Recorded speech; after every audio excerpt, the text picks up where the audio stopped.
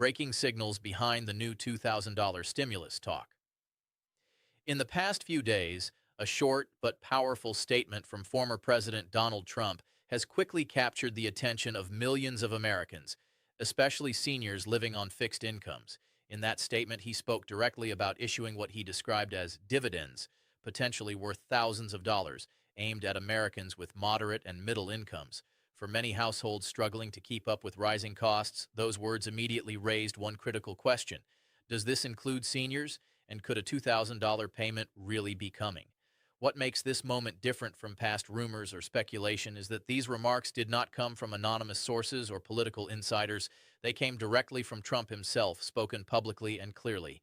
He referenced tariff revenues already collected by the government and suggested that this money could be returned to the American people. That detail matters because it changes the conversation from maybe someday to a discussion grounded in existing funds, not hypothetical budgets. For seniors, clarity is everything.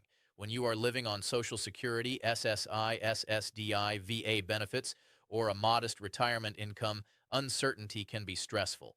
Grocery prices, rent, utilities, and medical costs have all risen faster than most benefits. So when a national leader openly talks about sending direct payments to people with modest incomes, it naturally gets attention. It's important to understand that this is not being framed as a long-term government program. Instead, it's being described as a direct payment, similar in structure to stimulus checks many seniors received in the past. Historically, when the federal government issues direct payments, seniors are not only included, they are often among the fastest to receive them. That's because income records for seniors are already well documented through federal systems like the Social Security Administration and the Department of Veterans Affairs. Another key point is language.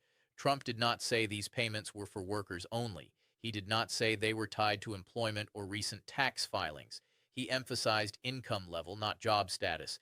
That distinction is critical because most seniors fall squarely within the low to moderate income range being discussed. At this stage, no final policy has been approved and no official payment schedule has been released, but signals matter. When a former president repeatedly talks about direct payments, clarifies who they are meant for, and ties them to real government revenue, it suggests preparation, not idle talk. In the next part, we'll take a closer look at why tariff revenue is central to this discussion and what that tells us about how realistic these proposed payments may actually be. Why tariff revenue changes the entire stimulus conversation. To truly understand why this new $2,000 stimulus discussion is being taken so seriously, we need to focus on one word the former president emphasized repeatedly: tariffs. This is not a minor detail. In fact, it may be the most important part of the entire conversation. Tariff revenue refers to money the U.S. government has already collected from import taxes. Unlike deficit spending, this is not borrowed money and not future projections. It is cash that has already entered federal accounts. When Trump referenced these funds, he was signaling something very specific. The financial source for potential payments already exists. For seniors, this matters more than most people realize. Historically, stimulus proposals fail when lawmakers cannot agree on funding. But when funds are already available, the political barrier becomes much lower. That is why analysts are paying close attention to this approach. It removes one of the biggest obstacles that typically delays or blocks direct payments. Another reason tariff revenue is significant is flexibility. Unlike long-term entitlement programs, this type of funding can be redirected more quickly. That aligns with the idea of a one-time direct payment rather than a permanent benefit expansion. For seniors, that means faster delivery and fewer administrative hurdles. It's also important to recognize the political timing. When leaders talk about returning money directly to households, especially seniors and middle-income Americans, it usually reflects growing economic pressure. Inflation has not hit everyone equally. Seniors in particular feel the impact more intensely because much of their income is fixed. When groceries, utilities, and prescription drugs rise faster than benefits, even small increases become serious burdens. By tying potential payments to tariff revenue, the message becomes clearer. This is not framed as charity or welfare. It is presented as a return of money to the people, especially those who have carried the weight of higher prices the longest. That framing resonates strongly with older Americans who have worked and paid into the system for decades. There is also a practical side. Because this money is not connected to employment or payroll systems, it does not exclude retirees. Seniors receiving Social Security, SSI, SSDI, VA benefits, or railroad retirement already have established payment channels. That infrastructure is exactly what makes seniors one of the most reachable and reliable groups for direct payments. At this stage, nothing is finalized, but the use of tariff revenue sends a powerful signal. It suggests preparation, not speculation. It suggests that planners are thinking about how to pay, not just whether to pay. Income, not age. Who the $2,000 payment is really meant for. One of the biggest sources of confusion for seniors right now is eligibility. Many older Americans immediately ask the same questions. Do I still qualify if I'm retired? What if I haven't filed taxes recently? Does receiving Social Security disqualify me? These concerns are understandable, especially after years of changing rules and unclear messaging. But based on what has actually been said, the deciding factor is not age, work status, or benefit type. The key factor is income. When Trump spoke about these potential payments, he consistently used one phrase: moderate and middle income Americans. He did not tie eligibility to employment. He did not say the payments were only for workers. He did not mention requiring recent tax filings. Instead, he emphasized income thresholds. Historically, when similar language has been used, it has meant individuals earning under $75,000 per year and married couples earning under $150,000 per year. Those thresholds cover the vast majority of seniors in the United States. In fact, many seniors live far below those limits, relying primarily on Social Security and related benefits. This is why analysts believe seniors are not just included, they are central to this proposal. Seniors already have verified income records through federal agencies. That makes distribution easier and faster. It also explains why seniors were among the first to receive stimulus payments during previous relief efforts. Another important point is what was not said. There was no mention of excluding retirees. There was no reference to cutting out disability recipients. There was no indication that people without jobs would be skipped. Silence on those issues matters, especially when paired with repeated references to modest income households. For seniors receiving Social Security retirement, SSI, SSDI, VA benefits, or railroad retirement, income is already documented. That means eligibility decisions do not require new applications or complicated verification processes. This is one of the reasons seniors are often included automatically in direct payment programs. It's also worth addressing a common fear that low income might somehow work against eligibility. In reality, the opposite is usually true. Direct payments are designed to support households that feel rising costs most sharply. Seniors living on fixed incomes fall squarely into that category. At this stage, no one is being asked to take action. No applications have been announced. No forms are required. That, too, is consistent with how direct payments typically work. They are issued automatically using existing records. The fears seniors carry and why most of them don't apply here. Even after hearing clear statements about income-based payments, many seniors still feel uneasy. That reaction is completely understandable. Over the past few years, older Americans have been asked to navigate shifting rules, rising prices, and repeated uncertainty about benefits. When something new is announced, the first instinct is often fear rather than hope. One of the most common worries seniors express is being left out.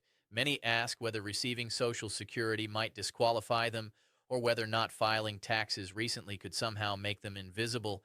Others worry about garnishments, past obligations, or technicalities that could block a payment. What matters here is what has actually been said, and just as importantly, what has not been said. There has been no mention of excluding seniors, no mention of cutting out disability recipients, no reference to employment requirements or mandatory tax filings. Instead, the focus has remained consistently on income level. That consistency is important because it aligns with how direct payments have been handled in the past. When the government issues direct relief, it relies on existing systems. Seniors are already part of those systems. Social Security, SSI, SSDI, VA benefits, and railroad retirement programs all maintain updated income and payment records. That makes seniors visible, not forgotten. Another concern involves garnishment or offsets. While details have not been released, nothing in the current discussion suggests this payment would be treated differently from previous direct relief efforts. Historically, stimulus payments were protected in many cases, especially for basic income support. While final rules matter, there is no indication at this point that seniors should expect exclusions or clawbacks. There is also anxiety around dependence and household structure. Some seniors worry they may be excluded because they are claimed by someone else or because their income is minimal. Again, no such limitations have been mentioned. The language used so far points towards simplicity, not complexity. Emotionally, these fears are rooted in experience. Seniors have watched prices rise while benefits struggled to keep pace. They have seen announcements come and go. That history makes skepticism natural, but skepticism should be guided by facts, not assumptions. Based on everything discussed so far, seniors are not on the margins of this proposal. They are at the center of it. Low and moderate income households are the focus, and seniors overwhelmingly fall into that group. Understanding the timeline. Why middle of next year isn't the final word. When many seniors heard the phrase middle of next year, their hearts sank. For someone living on a fixed income, 6 months can feel like a lifetime. Groceries don't wait. Rent doesn't pause. Medical bills arrive on schedule, so it's completely natural to feel discouraged by a timeline that sounds far away. But in policy discussions, timelines are rarely fixed. What leaders say publicly is often a general framework, not a locked-in date. The phrase middle of next year should be understood as a reference point, not a promise or a deadline. History shows us that relief payments often move faster than expected when economic pressure increases. Inflation, rising medical costs, and housing instability create urgency. Seniors feel these pressures first and most sharply. When those pressures intensify, political timelines tend to compress, not stretch. Another factor that can influence timing is the broader political calendar. Major relief efforts almost always occur before, not after, significant political moments. Leaders respond when public concern is high, not once attention has shifted elsewhere. That reality alone makes earlier distribution possible. It's also important to remember that this proposal is tied to existing funds. When money is already available, there are fewer procedural delays. That increases the likelihood of faster action if conditions demand it. For seniors, the key takeaway is this: the timeline is flexible. Middle of next year represents the outer edge, not necessarily the starting point. If economic conditions worsen or public pressure grows, movement could happen sooner. Why seniors remain a top priority if payments move forward. When analysts step back and look at who stands to benefit most from a direct payment like this, one group consistently rises to the top: seniors. That's not speculation. It's based on both economic reality and historical precedent. Seniors are among the most financially vulnerable populations during periods of inflation. Unlike working-age households, most seniors cannot simply increase their income when costs rise. Social Security adjustments help, but they rarely keep pace with real-world expenses such as healthcare, utilities, and food. That gap creates pressure, and policymakers are aware of it. Another reason seniors remain a priority is efficiency. Federal systems already deliver monthly payments to millions of older Americans. Those systems worked quickly during previous stimulus efforts, often reaching seniors faster than other groups. When governments want relief to move efficiently, they rely on existing pipelines, and seniors are already connected. There is also a political reality. Seniors are highly engaged, informed, and consistent participants in civic life. When economic hardship affects older Americans, it does not go unnoticed. Direct payments aimed at modest income households naturally align with senior demographics. Importantly, nothing in the current discussion suggests shifting away from seniors. In fact, repeated references to low and moderate incomes reinforce their inclusion. These payments are not being framed as workforce incentives or employment-based benefits. They are framed as household relief, and seniors represent a large share of those households. From an analytical perspective, excluding seniors would contradict both the stated goals and the practical advantages of direct payments. Including them, on the other hand, aligns with economic need, administrative efficiency, and public support. What seniors should do now and what they should avoid. As discussions about a possible $2,000 payment continue, many seniors are asking the same practical question: what should I be doing right now? The answer may be more reassuring than you expect. The most important thing to understand is this: there is nothing you need to apply for at this moment. No forms have been announced, no registration process has been created, and no official agency has asked seniors to take action to qualify. That is consistent with how direct payments have worked in the past. However, there are a few simple steps seniors can take to ensure that, if payments are approved, nothing delays or interrupts delivery.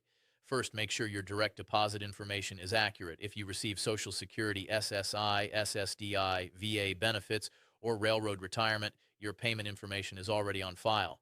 But if you've changed banks, closed an account, or switched financial institutions recently, It's worth taking a few minutes to confirm your details are current. Second, keep your mailing address up to date. This may seem minor, but it matters. Every year, payments are delayed or returned because addresses were not updated after a move. Whether payments are sent electronically or by check, accurate records help avoid unnecessary stress. Third, and this is critical, beware of scams.